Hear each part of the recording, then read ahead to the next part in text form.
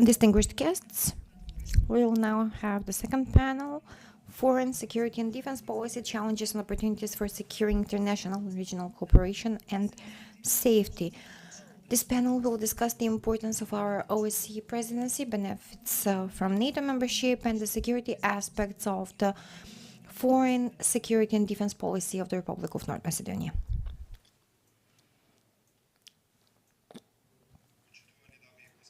Distinguished ladies and gentlemen, still recovering from the COVID-19 pandemics, 2022 started with great tension on the eastern border of NATO, and although quite far from us, and in this belief that this can escalate, for the first time in near history, we have an open conflict on European continent, something that probably my generation does not even remember.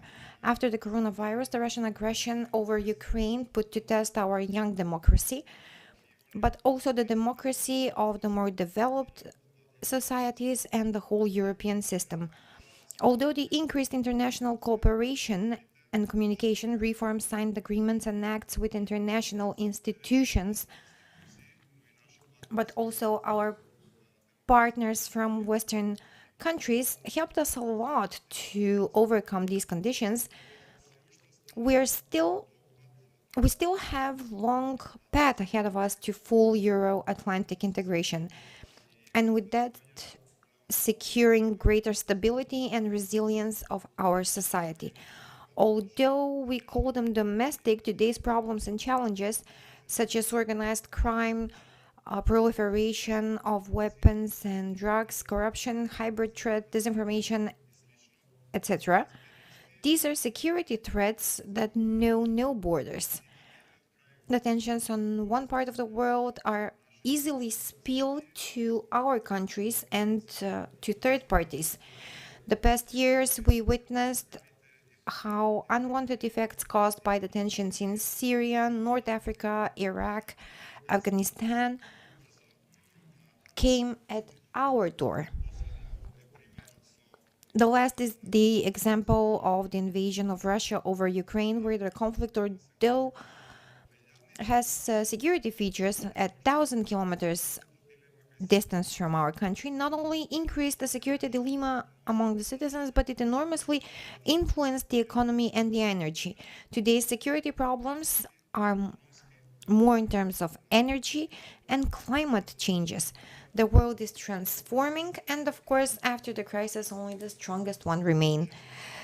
We're very often in the role of the Melians standing before Athens on the Peloponnese, and we're trying to protect our specifics, our language, our identity, our nation, but also our diversity, without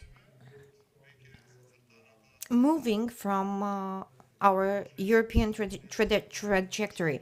The membership in the NATO alliance is a great potential for our country to open many perspectives and many opportunities, and most of all, it guaranteed the stability and the security of our country and of our citizens. The reforms on the European path increased the need and opened the doors to greater international cooperation. But whether the dynamics of our reform process is sufficient, what are the benefits of the reforms adopted in 2022, and what are the challenges for the year that has already started? Do the obstacles created by domestic and foreign factors slow down our European path, and do they increase the security dilemma among the citizens? Are we going to allow these factors to destabilize the situation, or will we succeed in uniting all progressive forces in the country and abroad so that we can accomplish our long-term objective, and that is full-fledged integration in the Euro-Atlantic organizations? Today's panelists will respond to these and many other questions. I'm honored to introduce myself. I'm Ilya Djukumanov, Secretary General of the Euro-Atlantic Council of North Macedonia, and I'm very pleased to have this role of moderator on this panel with our esteemed guests.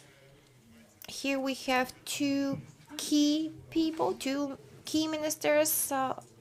The Minister of Defense of North Macedonia, Madam Slavinka Petrovska, and the Minister of the Interior of North Macedonia, Oliver Spasovski.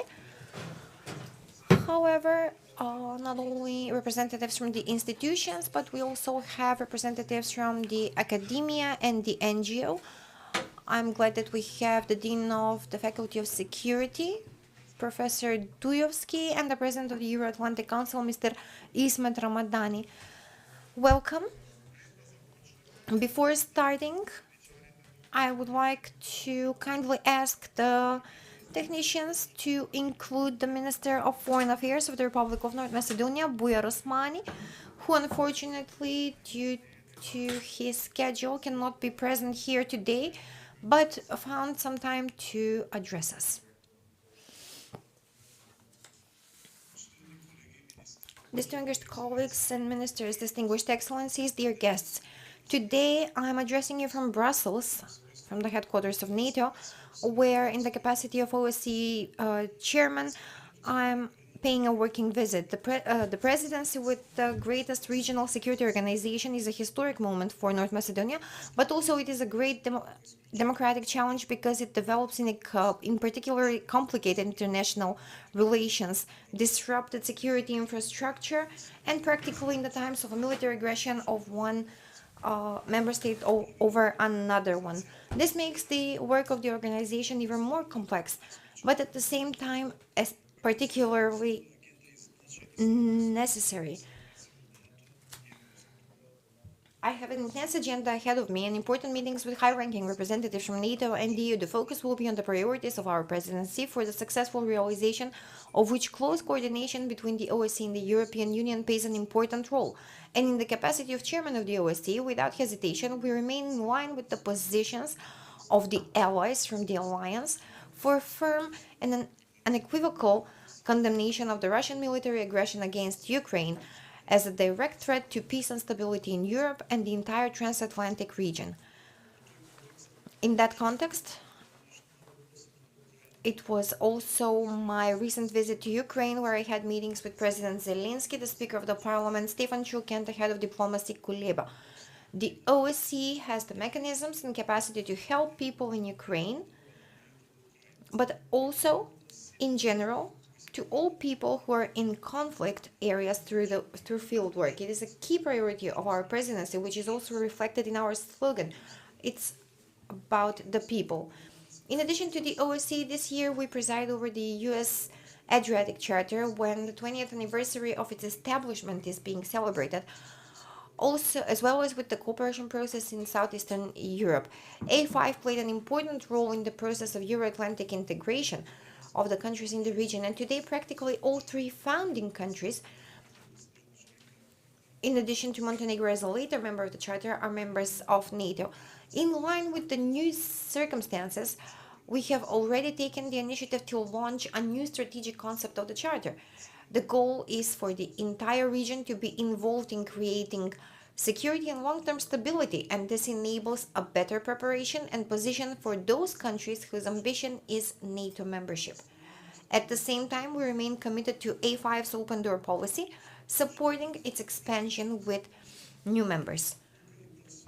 There is also the process for cooperation in Southeast Europe, which we have been presiding over since June, and we are ready together with the Troika of the CSEC to prepare the priorities in the calendar of events and activities.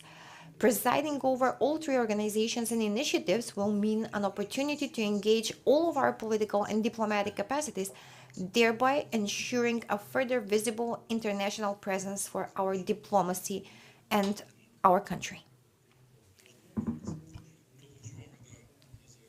We will continue to reinforce the cooperation with our strategic partner, the USA. Last year in July, together with the State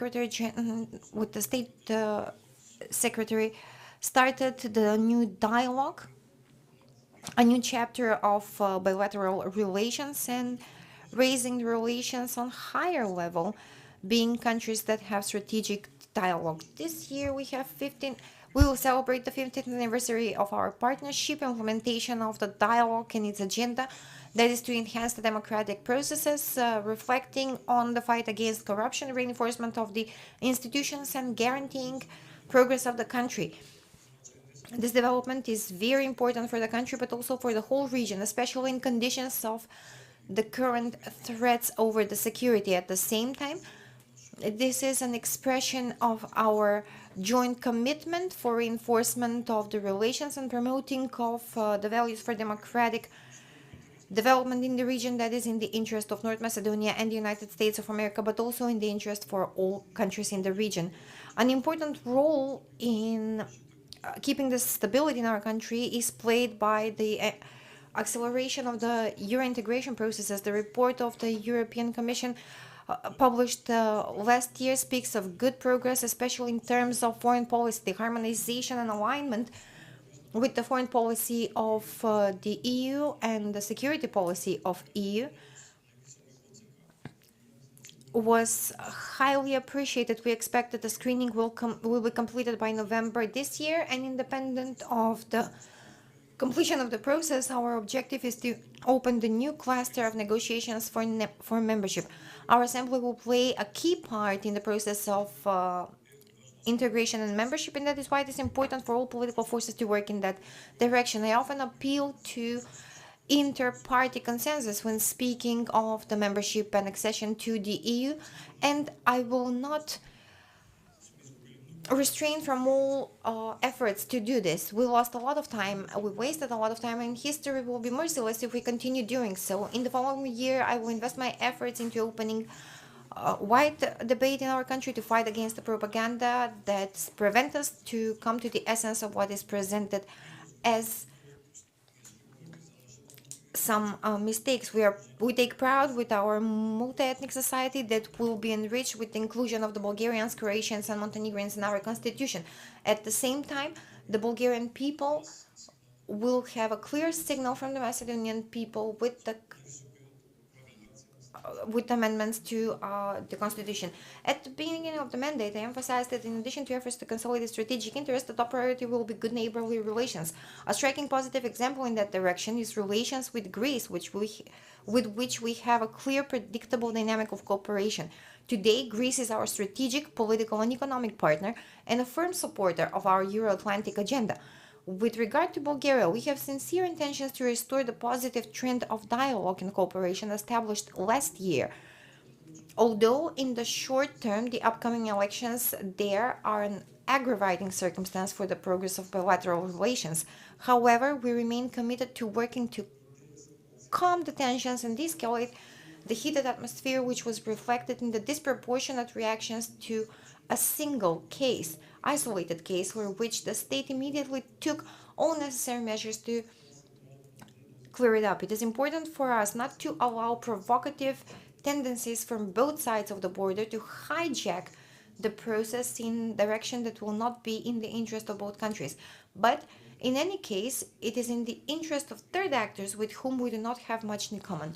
Relations with Albania further strengthened during the period while we were waiting together for the start of negotiations with the EU. Regarding Kosovo and Serbia, this year will be marked by dialogue between them. We encourage both sides to use the focus of our partners and friends and to reach a comprehensive solution according to the current proposal of the international community. Such success will guarantee the stability of the region and accelerate European integration, which is our common strategic interest. Thank you.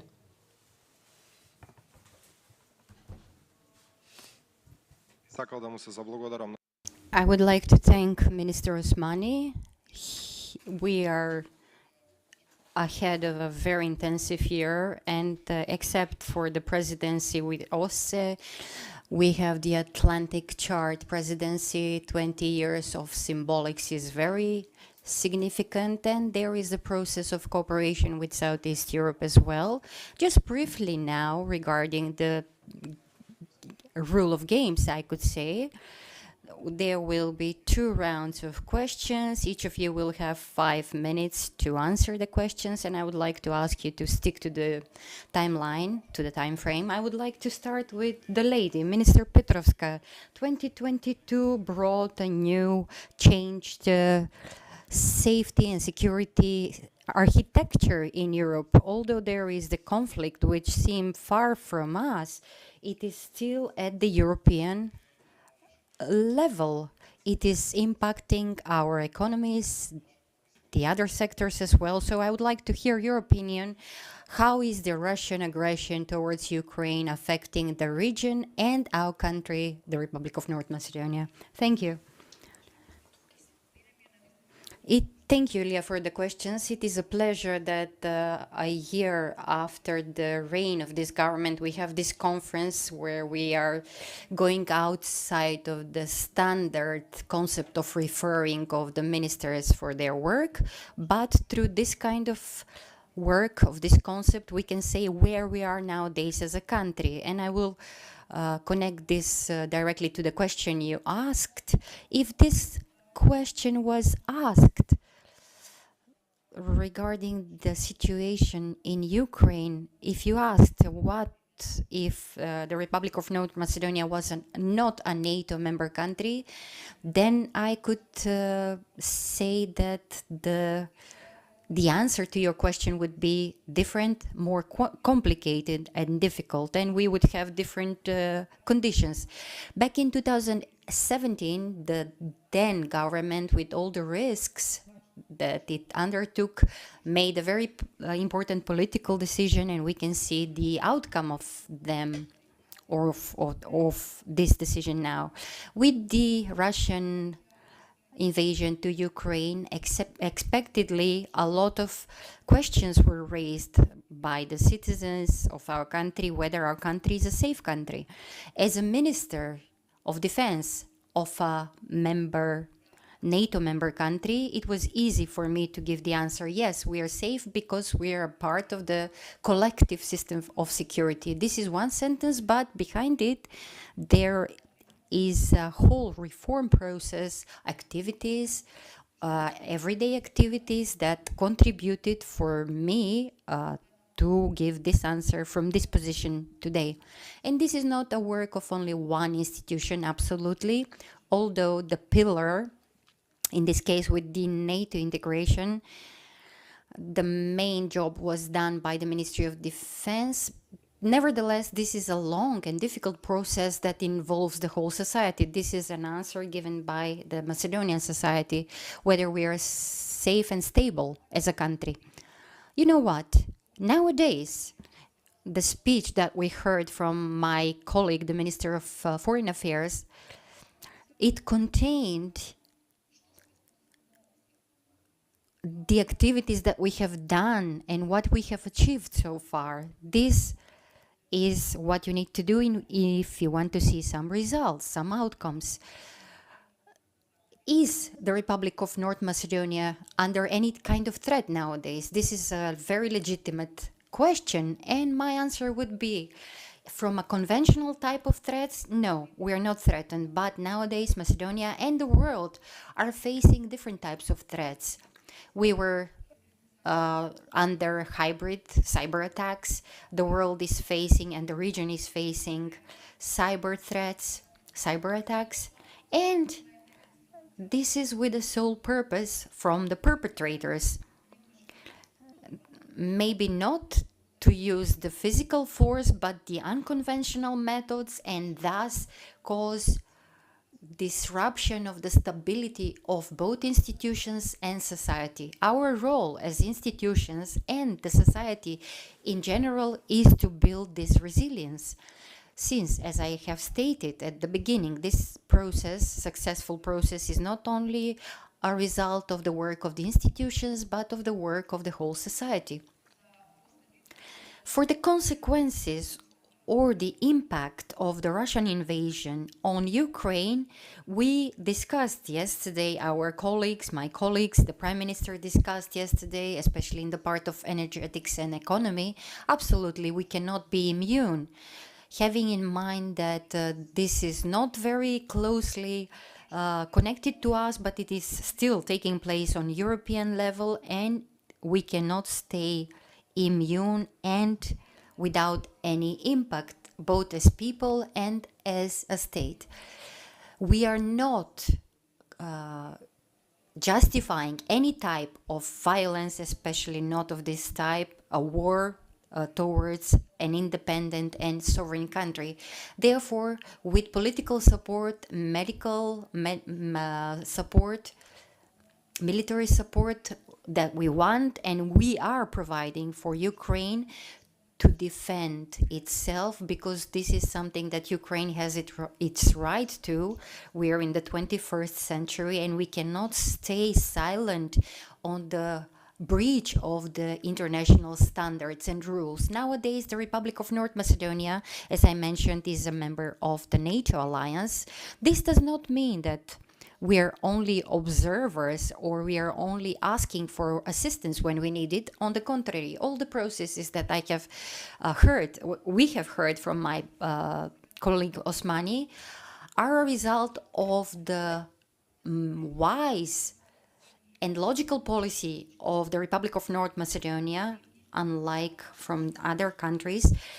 And we have provided support and assistance as a country. Therefore, I can say that the Army of the Republic of North Macedonia is taking part in numerous missions in Europe and worldwide, and thus contribute to the world peace and security. Maybe I'm too proud of this, but this is a contribution of all of us. I can say that Macedonia managed. This was one of the strategic objectives since our sovereignty. Nowadays, we are living this dream. I'm very proud of this. And from this position today, I can say that I'm very glad that in all the processes that we have undertaken, especially the Ministry of Defense, all the processes were undertaken and are ongoing together with the civil society, and this is the road towards which we need to continue. Thank you, dear Minister. Exactly, we need to be proud of what we're doing. North Macedonia, from importer of peace, became exporter of peace. We can see that we do not have any national problems. We're dealing only with international problems. We are only one step away from EU membership. This is just one step for us. But my next question would be in this respect. Minister Spasovski, organized crime, smuggling, corruption, and the migrant issues are global challenges that do not recognize any borders or nations. What has 2022 shown? Does the Republic of North Macedonia has any capacity to respond to these modern threats? And how is the Ministry of Interior dealing with these threats? Thank you for the possibility, for the opportunity today to debate under the motto Year of New Opportunities. And it's good to see all the new challenges as a chance to do something more. Distinguished excellencies, representatives of the police, of the military, all of you present here today, I consider that if we want to change the perception or the public awareness of all the segments, we need to have this kind of debates, discuss all together and contribute all together for this objective. Why am I saying this? It's not sufficient to just state the results in the combat against corruption, criminal crime, and trafficking and drug dealing. It is very important how we will present this in the public and how to change the public perception. At the end of the day, you can see that the perception is a basis for everything of what we are doing in the society and how we are seen from outside, from abroad. It is good when we are managing to move the things from that point to increase the transparency, to increase the belief, the trust in the institutions and the security of the country, when you see the polls and the research done by relevant institutions on international level, we can see that this is good for all of us, for our country. This is what happened in last year, 2022. It showed that there is trust in the Macedonian police. There is trust in the institutions, the trust in the sector of security and safety has increased, and this is all part of our past activities in the past period. With regards to the organized crime, as one of the top priorities of the police, we are including also corruption. These are challenges that are not occurring only now, but they will continue to occur in the future as well. The geostrategical position of our country is resulting in this. In 2022, we saw a reduction of the overall criminal offenses and increase of the efficiency against the crime and corruption. With regards to specifically combating the drug trafficking, there is an increased efficiency. About 2.4 tons of drugs were seized last year, and about 20 tons of precursors. This speaks for the good strategical setup of the ministry, active participation of our colleagues, and this results in good outcomes, and this trend is going to continue. This, on one hand, is with regards to the dedication of our colleagues, and on the other hand, is provision of a lot of equipment and mechanisms that are needed for this level of combating of these occurrences, because with the methods and the equipment that we used to have in the 1990s, it is not possible to have this combat. The second segment that is very important for the country is the corruption, or the fight against corruption. We need to speak about this much more and present more results. We have an increased efficiency, increased about 50% compared to 2021 in the part of fight against corruption. Almost 250 million dinars damage was done to the country in this part, in the area of corruption, and this means that not only institutions are fighting the corruption, but the public awareness of the citizens is being raised. The citizens who are taking the bravery to report corruption is increasing. The corruption that is eating the society, that is eating the new jobs, is being reported. This means that the security and safety for all of us is going to be increased. We cannot have security or safety and expect only this to be done only by one or two institutions. And the most important one, in the part of the migration, I will mention the agreement with Frontex. That is the agreement signed as a first agreement of Republic of North Macedonia signing an agreement with the EU. And this is creating a solid and permanent basis for solving the migrant crisis. At the end of the day, it is very clear that these are the opportunities for dealing or tackling the consequences of the crisis. We cannot deal the migrant crisis. We are still tackling with the results and outcomes of the migrant crisis from 2015. Until we go to the source of the problem, we are not going to be able to solve all of it. Thank you. Thank you, dear Minister. We have seen that today's energy and economy issues are becoming safety and security issues as well. We saw that the Ministry of Interior is focusing on the international cooperation, outside cooperation. Thus, I would agree with our previous speakers, both of them.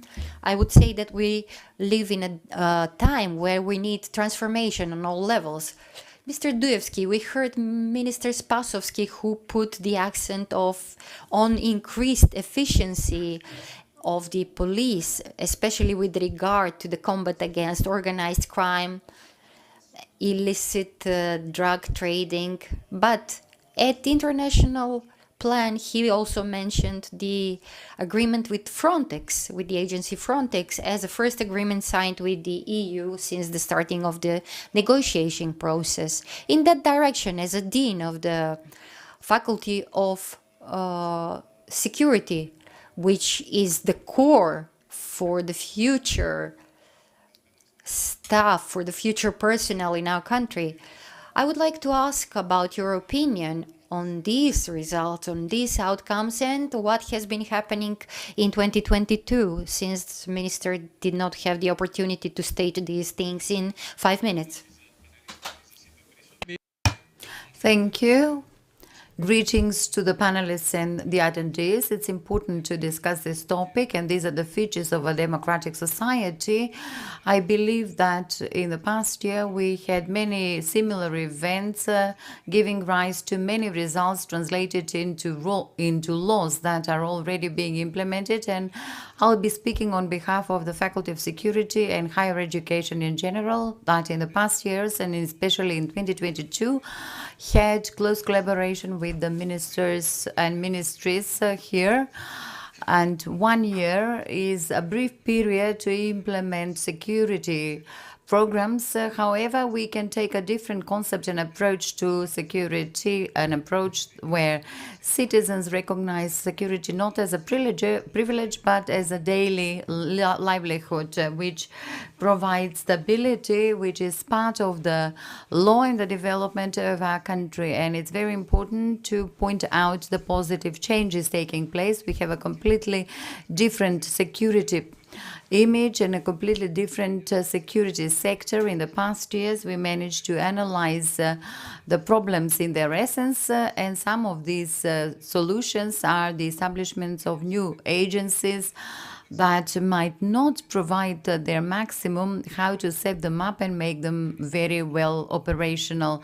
The minister mentioned the Frontex agreement, which is very important for all professionals and for security in general, and it enabled us to be part of the best, exchange data, and in real time be able to predict and foresee certain actions for the security of our borders. And when it comes to border security, we need to be cautious in the coming period. Research shows that after the reduction of the COVID-19 pandemic, the movement of migrants is taking its momentum again.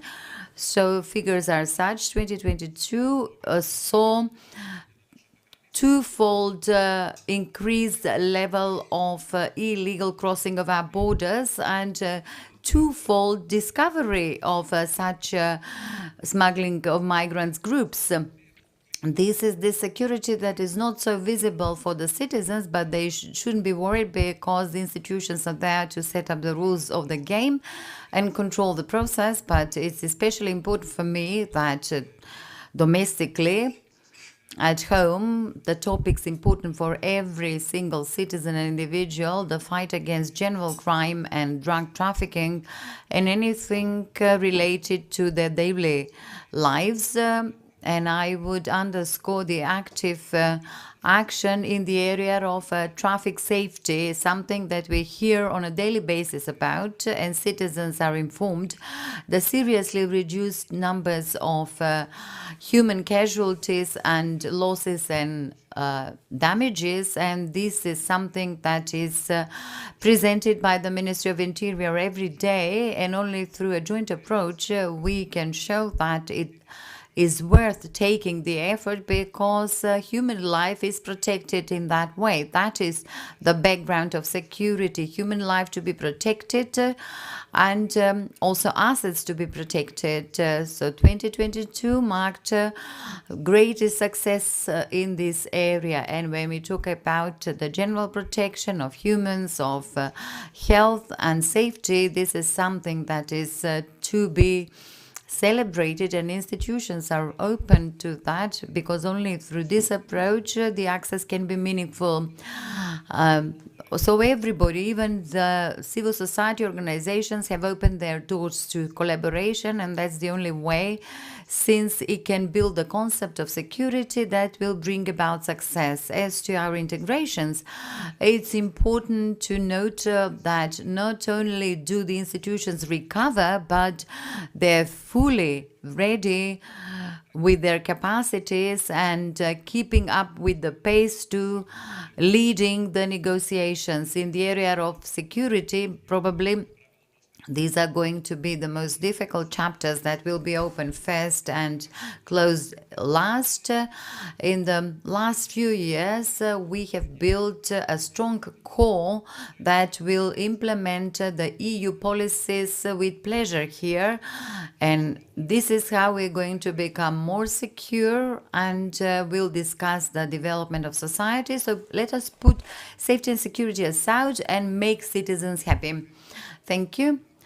Let me be honest and frank. When I was invited to be moderating this panel, and when I saw that there were academia representatives in addition to the institutions and civil society that I also represent, I accepted this role without hesitation, and I'm especially glad to hear that the academia view of the security situation of our country is very positive, and the activities taking place and supported internationally. To that end, Mr. Ramadani, for many years now, since its establishment, you've been part of the Euro-Atlantic Alliance Council, both taking the roles of MP and advisor. I'm interested to know your opinion from the viewpoint of civil society. What did we gain and what did we lose through NATO membership? Because you have partner organizations in more than 30 countries across the world, and your collaboration can set an example how countries should be collaborating. We've had a crisis with Greece. However, your cooperation with the Euro-Atlantic in Greece has taken the greatest level. The same is happening with Bulgaria now. So how do you help institutions, and vice versa? How do institutions help the Euro-Atlantic Council in Macedonia towards the promotion of our country? And are these reforms sufficient on our Euro-Atlantic path? Thank you for the question. I'll address you in Macedonian. I don't want to bother you with the headphones because I'm finally convinced that you're respecting my mother tongue, Albanian. I've been trying to capture my previous experience and events and challenges in these 38 years of experience in politics and civil society, and I have to complain that within 5 minutes it's difficult to do. However, dear attendees, you are a very respectable audience, and in brief sentences and elaborations I can make sure that you're quite informed and knowledgeable, and you will easily embrace the information from me. Sometimes I think could we become NATO members much earlier? And I can say I cannot find right satisfaction because I've been an actor and witness at the same time of situations where I felt sorry that we lacked the leadership to accept the back then challenges. Some of them ran away from the challenges. They tried to avoid the challenges, and they left their mandates. It's good that we had some people that actually grappled with the challenges, and for the entry into NATO we had Cyprus to open these negotiations with the EU. Then Kovachevsky and Petkov were the ones who paved the way, and we opened the doors, and we've become a NATO member and accomplished a strategic goal that was started back in the 90s. I remember when we specified this from the parliamentary lecterns. In the end, finally, precisely when we were going through a pandemic, we became a NATO member. And I even remember when Mr. Spasovsky was the president of the government, he approached me and he asked me how were we not lucky enough, Ismet, to present all of this in Brussels to become a NATO member. Nevertheless, we did become a NATO member. So once we did that, we started asking ourselves, what did we gain and what did we lose now? With full responsibility, I can claim that we lost nothing and gained a lot. Because for 25 years, we lived back then without a name of the state. Is former Yugoslav Republic of Macedonia a name? No, the name is North Macedonia, North Macedonia. It sounds very well.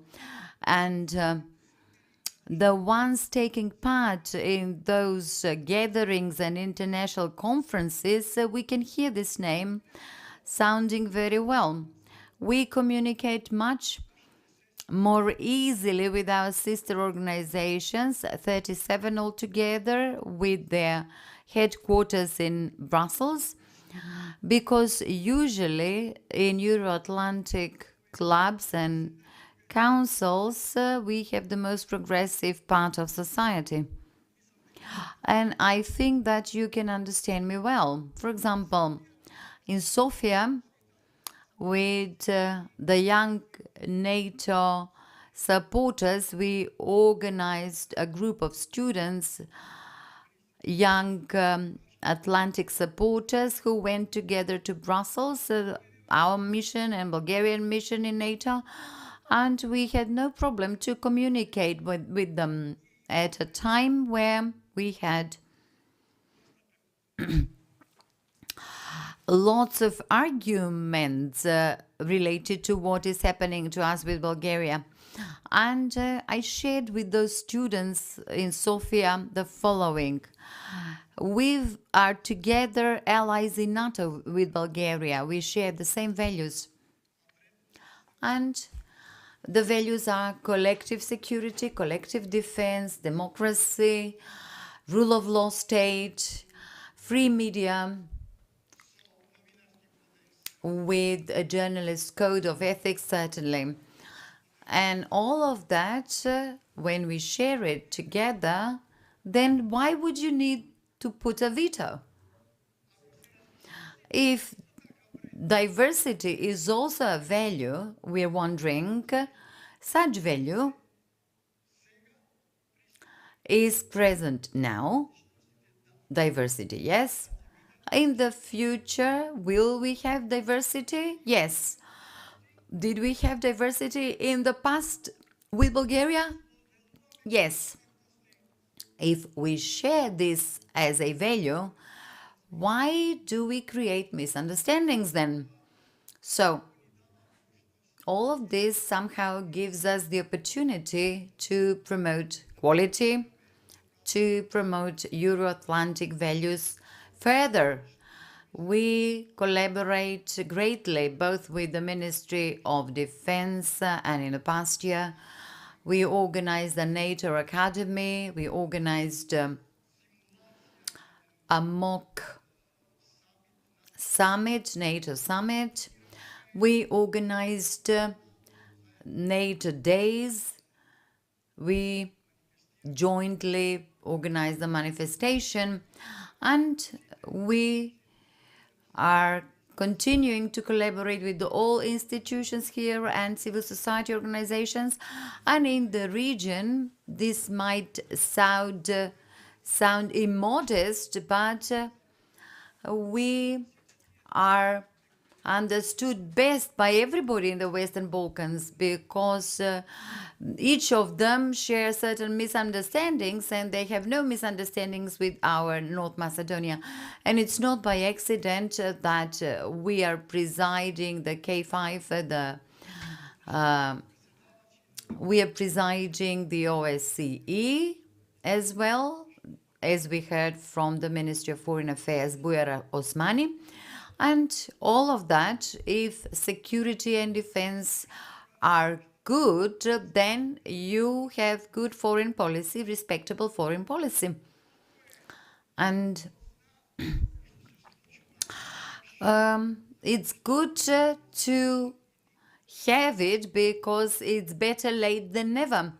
And my message is for us to collaborate and cooperate and embrace those Euro-Atlantic values. And I'm an optimist that even those who haven't been convinced in this, they will gradually realize the gravity of us being an EU member and follow the path that we've already traced and accomplish our strategic goal, become an EU member state. And even then, we will become an even more respectable country. Thank you. Maybe I've exceeded my time limit, but this is what I could share with you from my experiences and convictions about Euro-Atlantic values.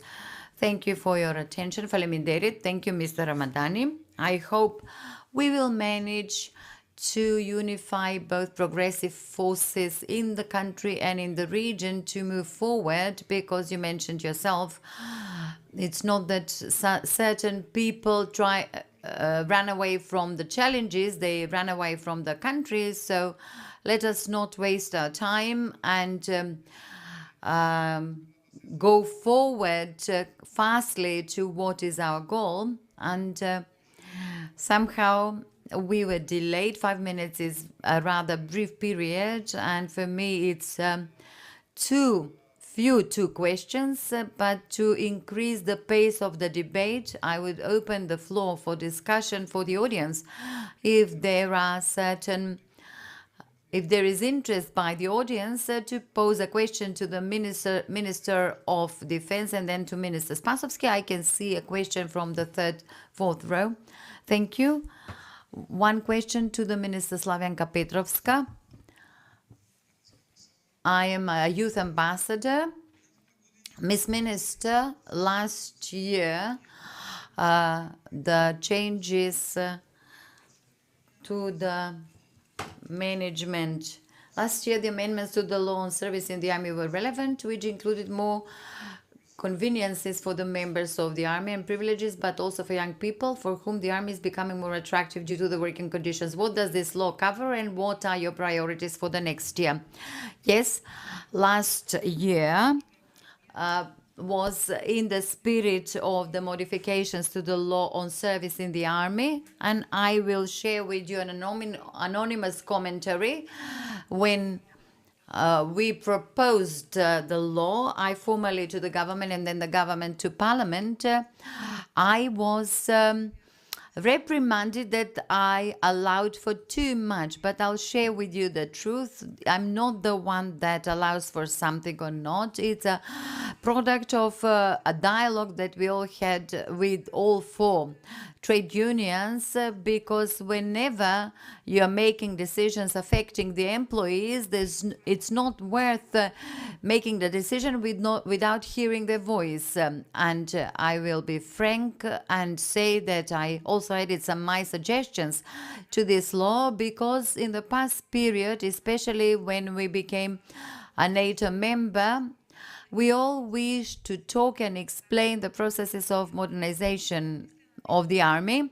And this is something that, although I've been just 1 year a minister, I'm very proud, because this shows the continuity in the implementation of the policy, and through the modernization process, one can guarantee the security that we're discussing.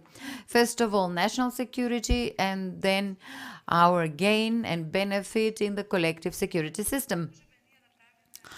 However, we can give nice presentations of all the modern equipment we are buying, and indeed it is rather big in terms of value, but it also strengthens the capacity of the Macedonian army. But we won't be successful if we discuss only the process of modernization while neglecting the people in the army. So you cannot have a strong army if you rely only on your equipment and armament while neglecting people. Precisely this was the reason for enactment of these modifications to the law on service in the army, where we wished to raise the standards of the Macedonian army members, and what's even more important, to create conditions to attract young people. In addition to the standard ones, I wouldn't list them. I can mention some of them. Regular increase of salaries aligned with the minimum salary, then severance for every professional soldier turning 45 years of age in the amount related to the average wages.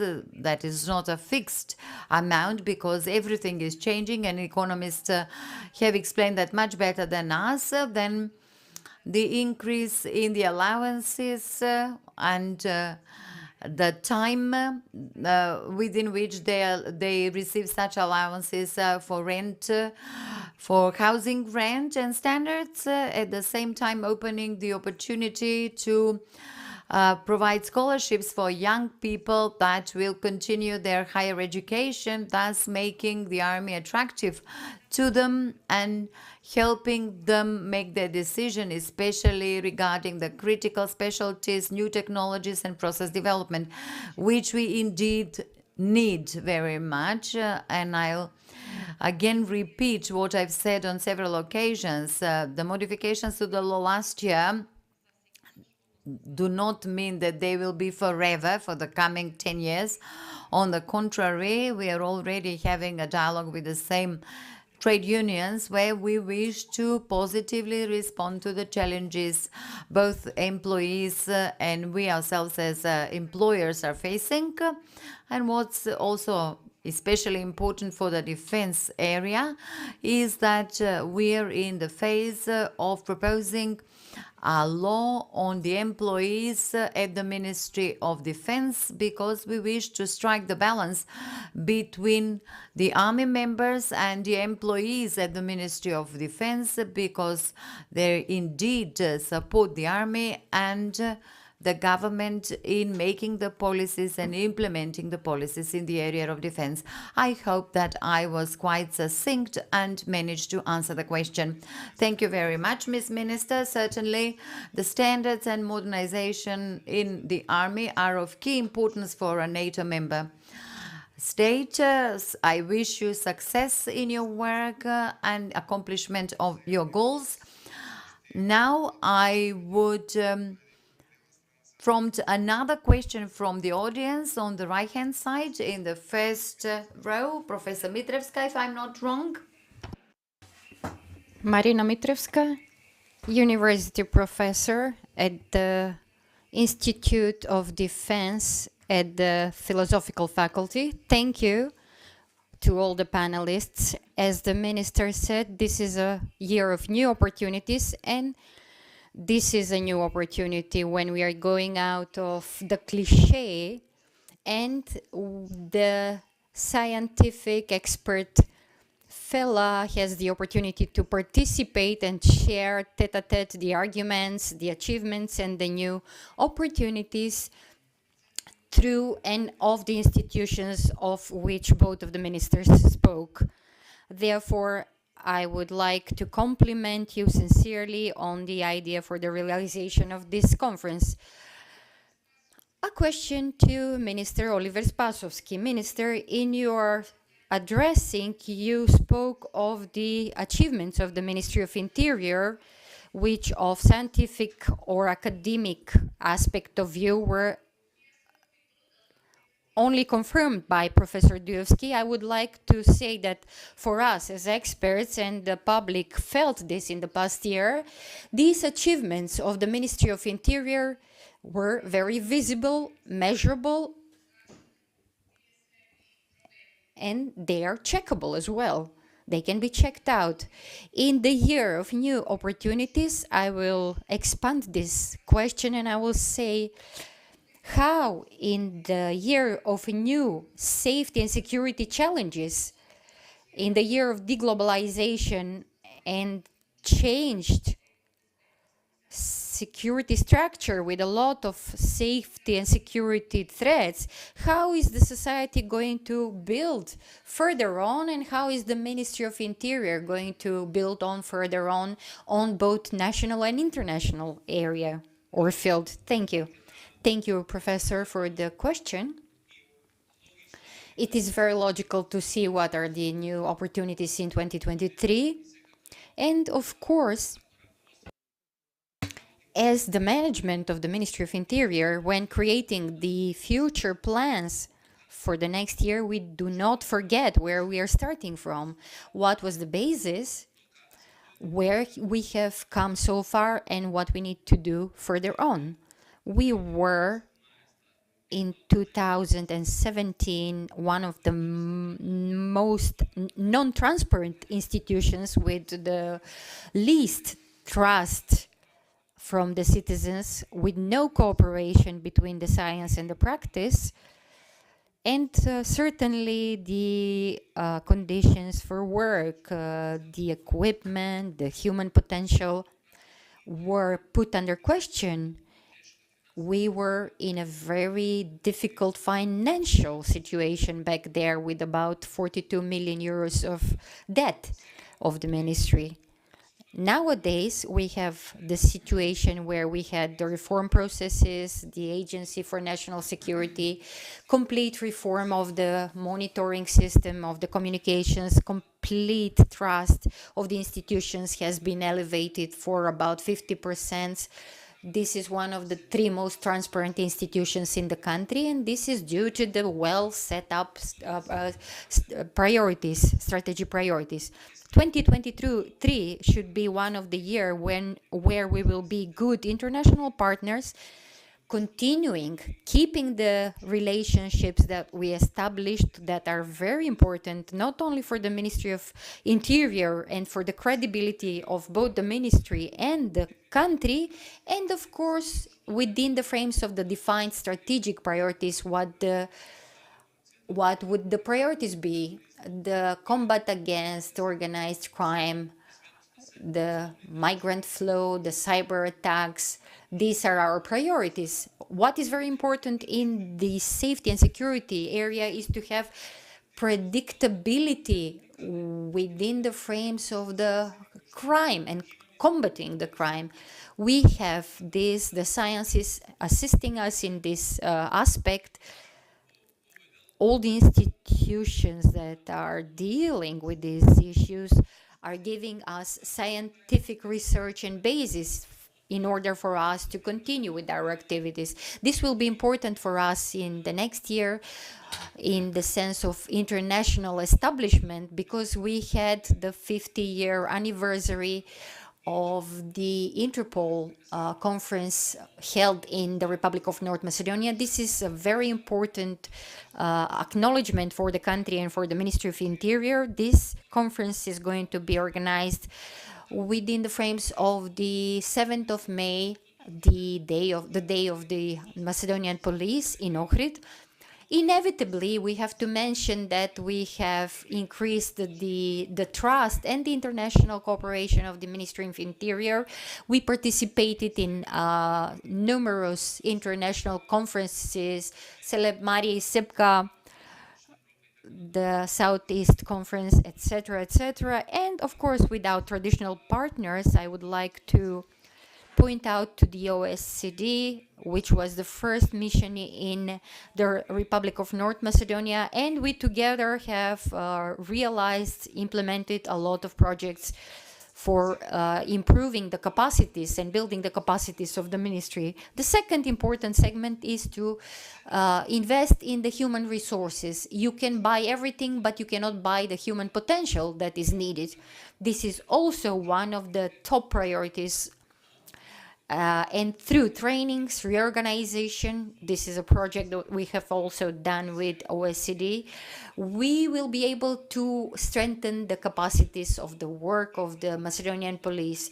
Investment in the infrastructure is also important. We have done this in the past period, as you are well aware.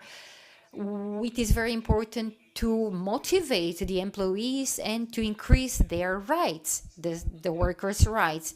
Today we started 3 key projects: complete renovation of the training center where our employees are getting their education after, I would say, almost 45 years, full reconstruction and build up of a new modern center, then reform of the management services as the best part or the most important part of the Ministry of Interior, the police station in Aerodrome, investment in the equipment, etc. So these are our visions, and the key thing would be to continue further on with our strategic priorities, to be the year to reduce the criminality and to increase the trust in the institutions and the ministry. So thank you all of you who helped to change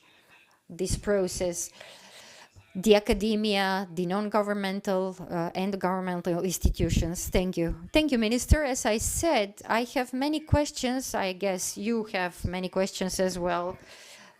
Mr. Dudovsky and Mr. Ramadani will speak after the break, I consider, but I would like to ask the Dean and Mr. Ramadani your short comment on what the Minister said. Yes, I would like to stress out what we have said so far and what was done in the last year.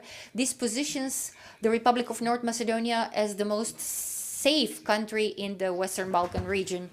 And we can consider this for the Eastern Balkan region. So we're talking not only for the institutions that are dealing with these aspects and areas. They recognize our country as the most safe, the safest country in the region, and this should be our priority for 2023, to keep this and to continue, and I consider this is the real way to show the European values in a society. We're talking about a lot of numbers, figures, but it is a fact that we have reached certain success. The safety and security is something that we can be proud of. Thank you, Dean. Mr. Ramadani. I consider that the Minister of Defense and that the Minister of Interior have a much easier task when speaking about reforms in their scopes of work, because they're just transferring their activities and they are starting with the ordination, and this is how it goes and it should go. But of course this refers to the democratic aspect of the institutions. How successful we will be further on to practice the democracy, the functional democracy in all the spheres of the life, we need to be resilient to the fake news and the propaganda, for sure. Trust me, believe me, I cannot be calm with the last research of IRI, where it was stated that about 45% of the citizens thought that the country is going in a wrong direction. I wouldn't agree. A country that is going towards the Euro-Atlantic integration, a NATO member country, candidate for EU presidency of K5, to be respected with regards to the alliance that is against the Russian aggression in Ukraine, and to say finally after all this that we are going in a wrong direction, this is very wrong. So this means that the propaganda is very aggressive. Where are the chips of this propaganda, and where is the propaganda's brain? I consider that we have to work to discover this, to work properly and not allow to be won over by dark powers that are going to take us into isolation and that are going to create problems that we will need to deal with further on, not only internally but externally, deal with some issues with some neighbors, and maybe not be accepted in some alliances or places where we are already members, whether NATO or EU. We can say that we have a lot of friends at the moment. 30 member countries of NATO are our friends. This is a lot. NATO is cooperating with 40 other countries as a transatlantic partners for peace, friends, etc., etc. So about 1 billion people are under this umbrella. 1 billion people, 1 trillion. The budget is huge, and this is giving us an opportunity to activate the instruments, the democratic instruments that will not allow for us to be beaten by the propaganda and fake news, respectively, what is anti-NATO, anti-EU, anti-NATO, anti-EU. And at the end of the day, I consider that we will do everything that is in our power, whether the Ministry of Interior or the Ministry of Defense, to formulate, to establish specific agencies or units that are going to be dealing with these occurrences, cyber attacks, the hybrid war, since definitely we are one for all for one, according to Article 5, and our right to a veto in NATO is a very big contribution for us as a country. This means that definitely not even 1 centimeter of our territory or integrity can be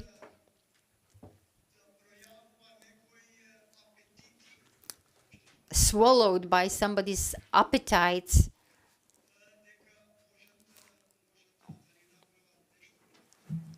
And they cannot do anything against our integrity. But I consider that we need to find and use the allies, the best academies.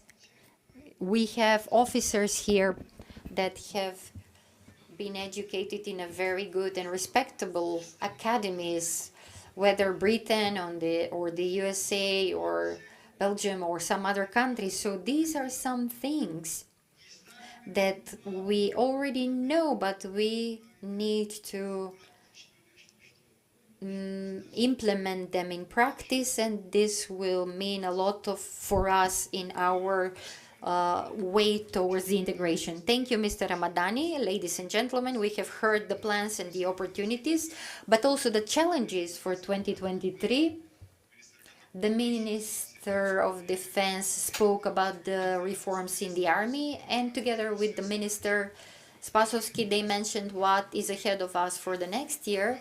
Although we had a very problematic year behind us with a lot of challenges, we still see that the reforms are continuing. Modernization of both the security and safety and defense is something that is invested a lot in. I hope that we kept your attention and we managed to include you as well in our discussion. And I would like to ask for an applause for our panelists, for our speakers today.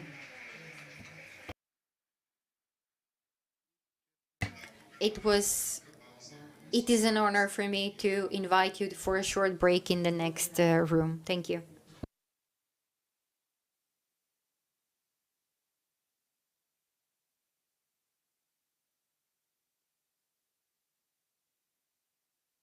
Почитувани гости, набргу следува третиот панел.